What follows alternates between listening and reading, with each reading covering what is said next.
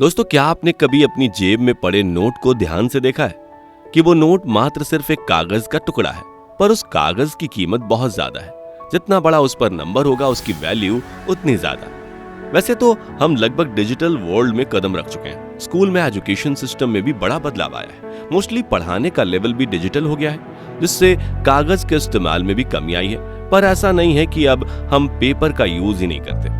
आज भी डायरेक्टली और इनडायरेक्टली पेपर हमारे सिस्टम में मुख्य रूप से मौजूद है।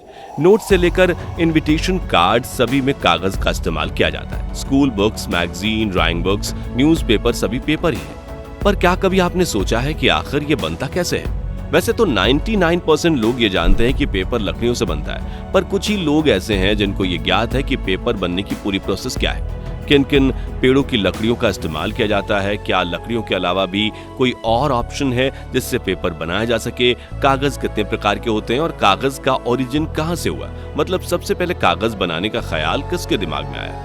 अपने इसी खास इंटरेस्टिंग टॉपिक के साथ हम शुरू करते हैं आज का वीडियो, जिसमें कागज से जुड़ी A to Z जानकारी आपको इस वीडियो में मिलेगी। दोस्तों, सबसे पहले तो ये जान लेते हैं कि आखिर इस कीमती चीज का आविष्कार किसने किया, मतलब कागज के इतिहास से जुड़ी बातें। सबसे पहले कागज का आविष्कार 105 ईस्वी में काई लून नाम के एक व्यक्ति ने चीन में किया, जो उस वक्त कोर्ट में हायर पोस्ट पर विराजमान थे। उन्होंने कागज बनाने के लिए पुराने कपड़ों के टुकड़े, मछली पकड़ने वाले पुराने जाल और लकड़ी की छाल का इस्तेमाल किया।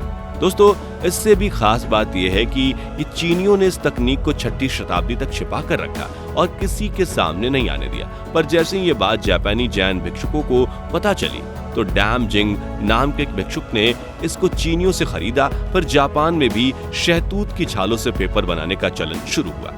इसके बाद 750 ईस्वी में अरब देश ने 2 चीनी पेपर निर्माताओं को बंदी बनाकर उनसे कागज बनाना सीख लिया और संयोगवश जूट और लिनन की अधिक मात्रा होने की वजह से अरब देश के कागज ज्यादा पॉपुलर हुए। 11वीं शताब्दी में यूरोप के देशों ने भी कागज का निर्माण शुरू कर दिया।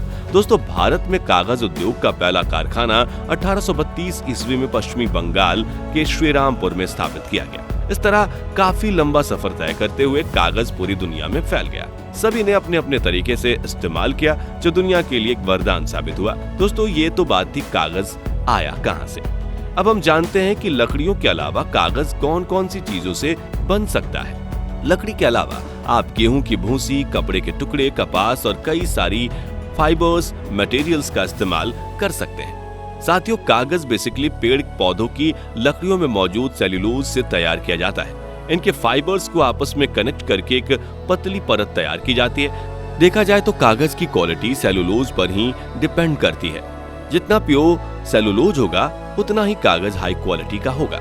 जैसे कॉटन, इसमें प्योर फॉर्म में सेल्यूलोज पाया जाता है। इसी वजह से इससे बनने वाले कागज काफी महंगे होते हैं। दोस्तों, आपकी जानकारी के लिए बता दूं कि नोट के कागज बनाने के लिए कॉटन का इस्तेमाल किया जाता है, क्योंकि कॉटन की पैदावार लकड़ी की तुलना में काफी कम होती है और ये काफी कॉस्टली भी होता है, जिस वजह से मोस्टली कॉटन का इस्तेमाल कपड़ा बनाने में ही किया जाता है। बात करें लकड़ियों की, तो मोस्टली लोगों को लगता है कि कागज किसी भी लकड़ी से बनाया जा सकता है, पर वास्तव में ऐसा नहीं है। कागज बनाने के लिए काफी चुनिंदा लकड़ियों का इस्तेमाल किया जाता है, जिसमें सॉफ्ट वुड और हार्ड वुड 2 कैटेगरी में बांटा गया है। जहां सॉफ्ट और अच्छे कागज के लिए सॉफ्ट वुड जैसे कि पाइन, लार्च, फायर, हेमलॉक की लकड़ियों को इस्तेमाल में लिया जाता है, वहीं हार्ड वुड के लिए ओक, ब्रिच जैसे पेड़ों की लकड़ियों का यूज किया जाता है। तो चलिए वीडियो में आगे बढ़ते हैं और जानते हैं कि इन लकड़ियों से कागज बनाने तक की पूरी प्रोसेस क्या है। जैसा मैंने पहले बताया कि कागज को बनाने के लिए वुड्स का सिलेक्शन बहुत जरूरी है। जिस वुड में जितना अधिक फाइबर, वो उतनी ही यूजफुल। इसके बाद लकड़ियों को छोटे छोटे टुकड़ों में काटकर उनके ऊपर की लेयर मतलब बाक को रिमूव कर लिया जाता है। बस फिर क्या, इसके बाद इन लकड़ियों के टुकड़ों की गुदली तैयार करते हैं, जो कि 2 तरीके से की जाती है, जिसमें पहला तरीका है मैकेनिकल मेथड और दूसरा है केमिकल मेथड। बात करें मैकेनिकल मेथड की, तो इस तरीके में किसी प्रकार की केमिकल की जरूरत नहीं होती। मैकेनिकल प्रोसेस में लकड़ी को गोल और छोटे टुकड़ों में काट लिया जाता है। गोल टुकड़ों के लिए ग्राइंडिंग स्टोन और छोटे टुकड़ों के लिए रिफाइनर्स की हेल्प ली जाती है, जिससे रेशे अलग हो जाते हैं। और फिर तैयार पल्प को ब्लिच की हेल्प से शाइन दिया जाता है, क्योंकि मटेरियल में अभी भी लाइजनिन की मात्रा मौजूद होती है। तो इसका पीलापन पूरी तरह से खत्म नहीं होता। दोस्तों, इस तरह से तैयार किए गए कागज काफी सॉफ्ट होते हैं और ये ट्रांसपेरेंट भी नहीं होते। इन कागजों का यूज न्यूज़पेपर और मैगजीन्स बनाने में किया जाता है। इन पर इंक काफी अच्छे से बैठ जाती है। ये पेपर थोड़ा सस्ते पड़ते हैं। आइए अब बात करते हैं केमिकल मेथड से तैयार किए गए कागज की। ये काफी ज्यादा यूज किए जाने वाले टेक्निक है। केमिकल मेथड में लकड़ी के टुकड़े को स्टीम प्रोसेस के जरिए सॉफ्ट किया जाता है और इसके बीच स्टक्स एयर को डाल दिया जाता है।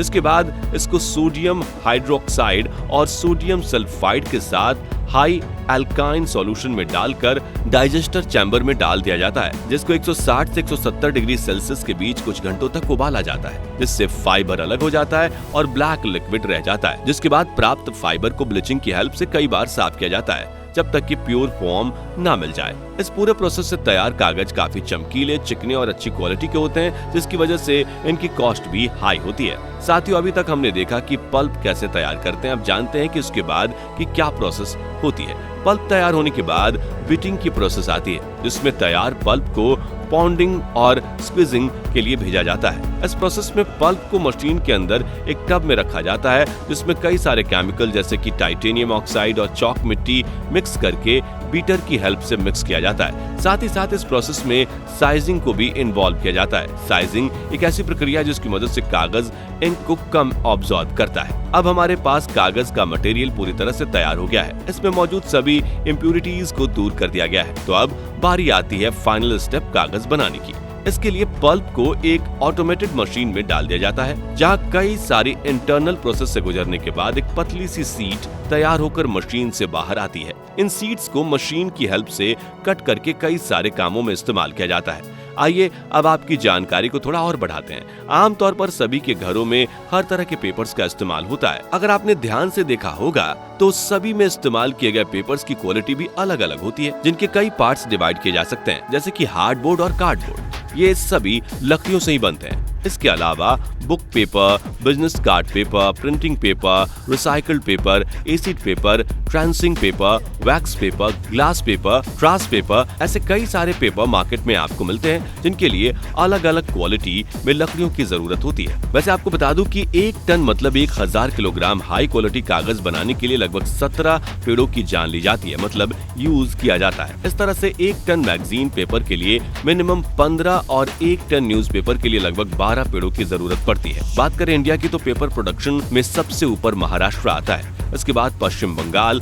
फिर गुजरात, उत्तर प्रदेश और तमिलनाडु। बढ़ती डिमांड के साथ पेपर मिल्स की संख्या में भी भारी बढ़ोतरी होती जा रही है। जमाना कितना भी डिजिटल हो, आज भी पेपर का इस्तेमाल में कोई कमी नहीं आई है और न ही पेड़ की कटाई में कोई परिवर्तन आया है। देखा जाए तो पेपर का इस्तेमाल अगर सही ढंग से किया जाए तो पेपर रिसाइकलिंग के द्वारा हम पेड़ों की लगातार होने वाली कटाई को भी रोक सकते हैं और पेपर के इस्तेमाल को कम करके न्यूज़पेपर को आप डिजिटल न्यूज़पेपर से रिप्लेस कर सकते हैं। इन्विटेशन कार्ड भी आजकल डिजिटल ही डिमांड में है, तो क्यों ना इसका इस्तेमाल करें। स्कूल में भी अब प्रोजेक्टर, कंप्यूटर और डिजिटल बोर्ड्स के माध्यम से पढ़ाया जाने लगा है, जिससे बुक्स और कॉपीज की संख्या में कमी आई है। तो थोड़े से सहयोग से काफी बड़े बदलाव को जन्म दिया जा सकता है। उम्मीद है कि आपको जानकारी पसंद आई होगी, तो वीडियो को लाइक जरूर करें। मिलते हैं कुछ ऐसे ही खास टॉपिक के साथ आपसे अपनी अगली वीडियो में। धन्यवाद।